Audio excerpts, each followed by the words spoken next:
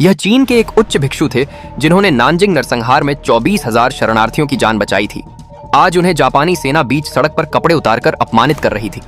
ठंडी सर्दियों में बर्फ जैसा पानी उनके सिर पर डाला जा रहा था। शरीर सुन्न हो चुका था, लेकिन फिर भी वे शरणार्थियों के लिए जीवनदान की राह खोजने में लगे रहे और न ही कभी उन्होंने जापानी सैनिकों की क्रूरताओं या चीनी जनरलों के ठिकानों के बारे में कुछ बताया।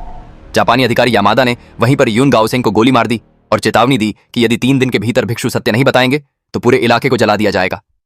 हालात गंभीर थे, इसलिए भिक्षु ने मजबूरी में कलम उठाई और जापानी सेना द्वारा किए गए अत्याचारों का पूरा विवरण लिख दिया। इस पत्र को लेकर वे शिक्षक लाबी की मदद से जापान के दूतावास पहुंचे। मैं आपको यह खुला पत्र सौंप रहा हूं, जिसमें हमने विस्तार से लिखा है कि जापानी सैनिकों ने हमारे क्षेत्र में क्या क्या अत्याचार किए हैं।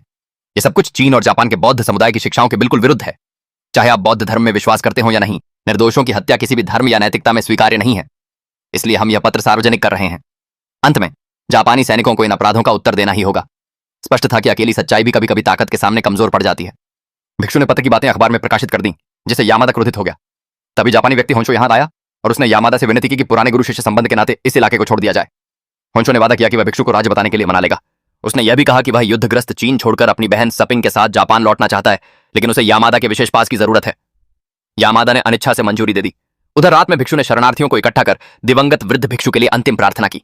इसी के बीच छिपे हुए चीनी जनरल भाग निकलने की तैयारी में थे, लेकिन जब होंशो और सपिंग जनरल को लेकर बाहर निकले तभी यामादा और उसके सैनिकों ने घात लगाकर हमला कर दिया।